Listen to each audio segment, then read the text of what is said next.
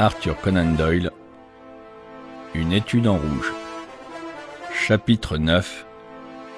La fleur de l'Utah.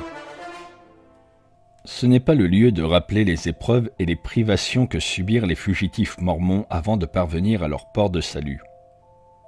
Depuis les rives du Mississippi jusqu'au versant occidental des montagnes Rocheuses, ils avaient lutté avec une constance presque sans pareille dans l'histoire. Leur ténacité anglo-saxonne avait surmonté tous les obstacles que la nature avait suscités sur leur chemin. L'Indien, la bête féroce, la faim, la soif, la fatigue et la maladie. Cependant, leur longue pérégrination et les terreurs qu'ils durent vaincre avaient ébranlé le courage des plus vaillants. Tous s'agenouillèrent pour rendre grâce du fond du cœur quand ils virent à leurs pieds la grande vallée de l'Utah ensoleillée et qu'ils apprirent de la bouche de leur chef que c'était la terre promise. Tout cet espace vierge leur appartiendrait à jamais.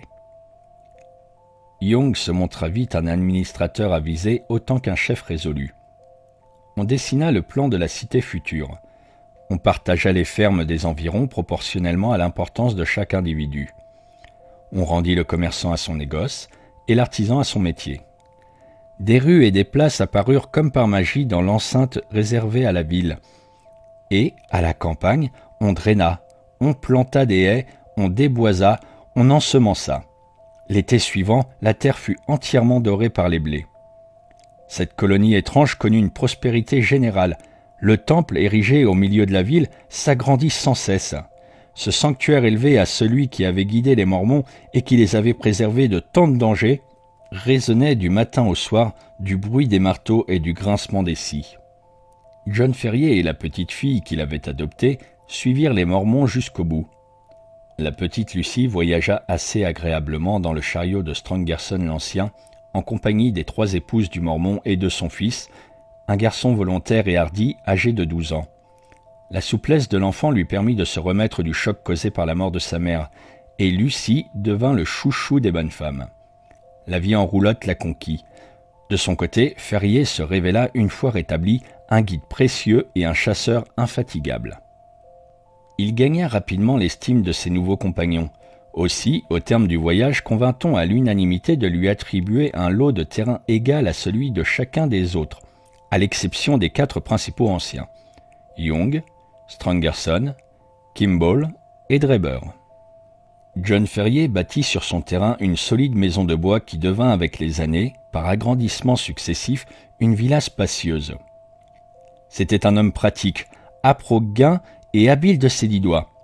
Lové à une santé de fer, il consacra toutes ses journées à amender et à cultiver ses terres. Sa ferme et ses biens prospérèrent. Au bout de 3 ans, il était déjà mieux parti que ses voisins. 3 ans plus tard, c'était un homme aisé. 3 autres années encore, et il était devenu riche. Enfin, 12 ans après son établissement, il n'y avait pas dans tout Salt Lake City 6 hommes aussi fortunés que lui. De la grande mer intérieure aux lointaines montagnes de Wassa, aucun nom n'était plus avantageusement connu que celui de John Ferrier. Il ne froissait pas la susceptibilité de ses collégionnaires que sur un point. Rien n'avait pu le persuader de prendre plusieurs femmes à la manière des Mormons. Sur ce chapitre-là, il était inflexible. Mais il ne s'expliquait pas. Certains l'accusaient de tiédeur à l'égard de sa nouvelle foi, d'autres encore parlaient de sa fidélité au souvenir de son premier amour. Une jeune fille aux cheveux blonds, morte de langueur sur les bords de l'Atlantique. Quelle qu'en fût la raison, Ferrier restait strictement célibataire. Pour le reste, il se conformait aux préceptes de la jeune colonie et passait pour un homme droit et orthodoxe. Lucie Ferrier grandit près de son père adoptif et l'aida dans toutes ses entreprises. L'air vif des montagnes et l'odeur balsamique des pins suppléèrent aux soins d'une mère ou d'une nourrice. Chaque année la formait plus grande et plus vigoureuse.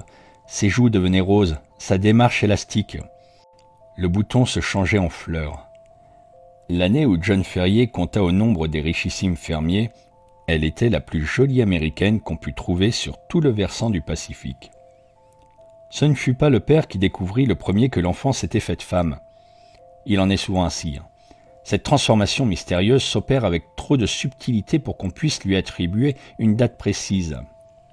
La jeune fille elle-même ne s'en rend mieux compte jusqu'à ce que le son d'une voix ou le contact d'une main fasse tressaillir son cœur. Alors, avec fierté mêlée de crainte, elle découvre en elle une nature neuve, plus vaste que l'ancienne. Généralement, on se souvient de ce jour-là ainsi que du petit incident qui a annoncé l'aube d'une vie nouvelle. Dans le cas de Lucie Ferrier, l'incident fut assez sérieux et influença non seulement sur sa destinée, mais sur celle de beaucoup d'autres. Par une chaude matinée de juin, les saints des derniers jours s'affairaient comme les abeilles dont ils avaient pris la ruche pour emblème. Le bourdonnement du travail humain emplissait les champs et les rues. Sur les routes poudreuses de longues files de mules lourdement chargées, de troupeaux de moutons et de bœufs venant de lointains pâturages et des convois de migrants qui avaient l'air aussi harassés que leurs chevaux se dirigeaient vers l'ouest. La fièvre de l'or avait éclaté en Californie, et pour s'y rendre, il fallait passer par la ville des élus. À travers la foule bariolée des gens et des bêtes, Lucie se fraya un chemin au galop, avec l'adresse d'une Amazone accomplie. Son beau visage était empourpré par l'exercice et ses cheveux noisettes flottaient au vent.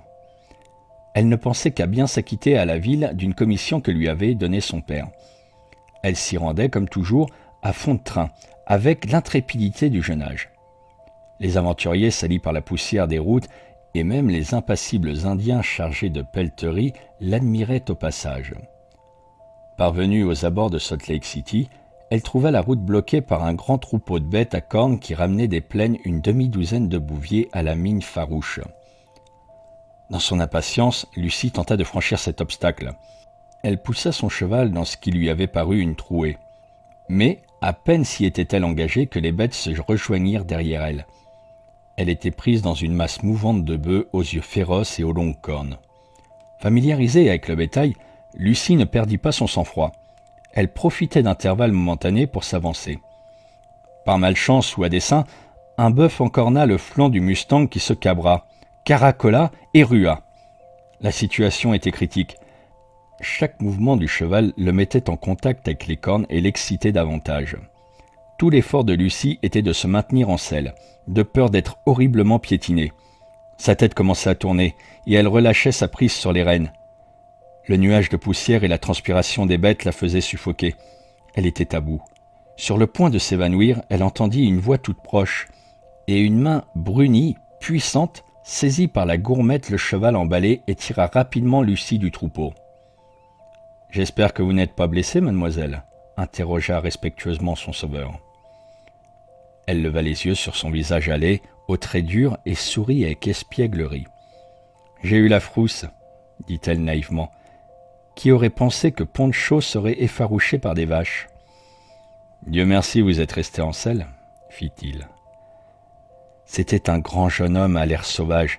Il montait un robuste cheval rouan. Il portait l'habit d'un chasseur avec un fusil en bandoulière. « Je suppose que vous êtes la fille de John Ferrier. Je vous ai vu sortir de chez lui. Quand vous le reverrez, demandez-lui s'il se souvient de la famille Jefferson Hope de Saint-Louis. S'il est bien le Ferrier que nous avons connu, lui et mon père étaient très liés. »« Ne feriez-vous pas aussi bien de venir le lui demander vous-même » dit-elle. Cette suggestion sembla plaire au jeune homme. Ses yeux noirs étincelèrent. « Soit, mais je viens de passer 3 mois dans les montagnes. Je ne suis pas en tenue de visite. Il faudra me prendre comme je suis. »« Papa vous doit bien des remerciements, et moi aussi, » répondit-elle. « Il m'aime beaucoup. Si ces vaches m'avaient écrasé, il ne s'en serait jamais consolé. Ni moi, ni vous. Je ne vois pas pourquoi. Vous n'êtes même pas un de nos amis. » Le visage du jeune chasseur se rembrunit. Lucie éclata de rire. « Je ne voulais pas dire cela, » dit-elle. « Maintenant, bien entendu, vous êtes notre ami. Il faut venir nous voir. Je continue mon chemin, sans quoi papa me confierait plus jamais ses affaires. À bientôt. »« À bientôt, » répondit-il. Il souleva son large sombrero et il se pencha sur la petite main de Lucie. Elle fit faire demi-tour à son cheval, lui donna un coup de cravache et partit comme un trait sur la route au milieu d'un nuage de poussière. Taciturne et triste, Jefferson Hope rejoignit ses compagnons. Il avait prospecté dans les montagnes du Nevada avec l'espoir d'y réunir assez de fonds pour exploiter des filons d'argent. Il s'était, comme eux, passionné pour cette affaire, mais ses idées prenaient maintenant un autre cours. La vue de cette jeune fille, fraîche et saine comme la brise de la Sierra, avait bouleversé son cœur indompté. Quand il la vit disparaître, il se rendit compte de la tempête qui s'était levée en lui. Désormais, les affaires d'argent ne pourraient pas lutter avec son amour.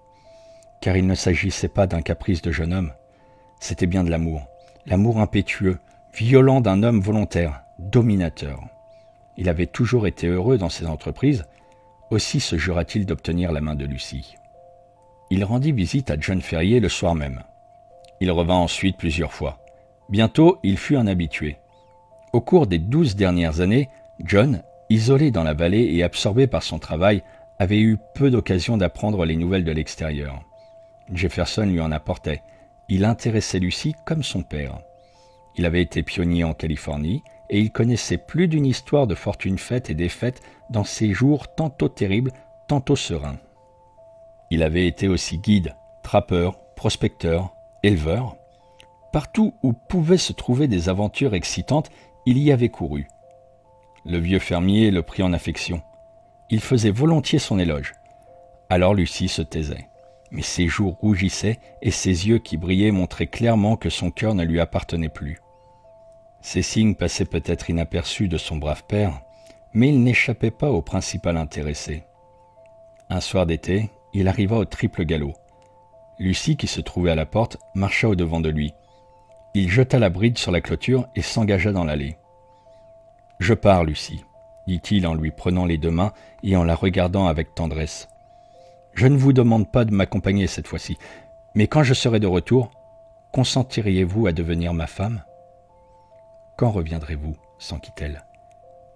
Elle rougissait et elle riait tout ensemble. « Je reviendrai vous chercher dans 2 mois. Dans l'intervalle, tout ce qui nous séparera, c'est la distance. »« Et papa ?» demanda-t-elle. « Il me donne son consentement si mon affaire de mine réussit. Je n'ai pas de crainte à ce sujet. »« Si vous avez tout arrangé avec papa, je n'ai plus rien à dire, » murmura-t-elle, la joue contre la large poitrine du jeune homme. « Dieu soit loué, » fit-il d'une voix étranglée. Il se pencha et l'embrassa. « Alors c'est convenu. Si je m'attarde, je ne pourrai plus m'en aller. Les camarades m'attendent au canyon. Adieu ma chérie, adieu. Dans 2 mois. » Il s'arracha de ses bras, sauta sur son cheval et piqua des 2, sans détourner la tête. Lucie le suivit des yeux jusqu'au moment où il disparut. Puis elle quitta la grille pour rentrer chez elle. Elle était la plus heureuse des filles de l'Utah.